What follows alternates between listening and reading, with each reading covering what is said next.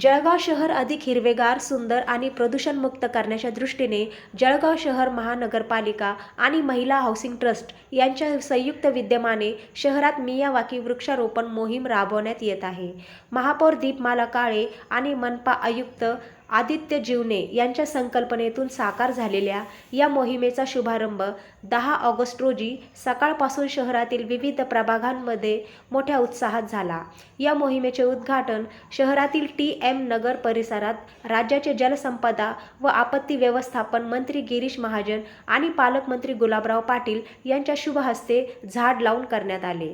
या कार्यक्रमाला महापौर दीपमाला काळे, आमदार राजू मामा घोडे, जिल्हाधिकारी रोहन घुगे, मुख्य कार्यकारी अधिकारी करिश्मा नायर, जळगाव महानगरपालिकेचे आयुक्त आदित्य जीवने, शिवसेना शिंदे गटाचे जिल्हा प्रमुख विष्णू भंगाळे यांच्यासह महापालिकेतील नगरसेवक, भारतीय जनता पार्टीचे पदाधिकारी व कार्यकर्ते यावेळी मोठ्या संख्येने उपस्थित होते।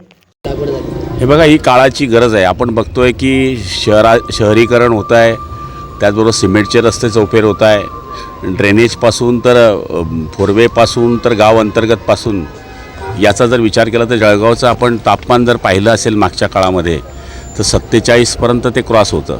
त्याच्यामुळे पर्यावरणाचा ऱ्हास होण्याकरता जे वातावरण होतं ते तयार झालेलं आहे, ते जर कमी करायचं असेल तर वृक्षारोपणशिवाय आपल्याला दुसरा कुठला पर्याय नाही।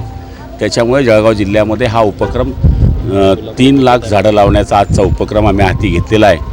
त्याच्यामुळे जे संतुलन राहायला पाहिजे आहे वातावरणाचं, ते राहण्याचा या ठिकाणी 100% फायदा होणार आहे। लागवड केली जाते, मात्र यांच्याकडे संवर्धनासाठी काही पुढाकार संवर्धनाकरता आता हे जे आहे महापालिकेच्या ताब्यातले किंवा नगरपालिका असतील किंवा जिल्हा परिषद पंचायत समितीच्या असतील तर त्यांच्याकरता आम्ही ही जबाबदारी फिक्स करणार आहोत की तुम्ही दर आठवड्याला किंवा 4 दिवसाच्या आड या ठिकाणी पाणी टाकणे किंवा इतर ज्या गोष्टी करणे हे त्यांची जबाबदारी राहणार आहे।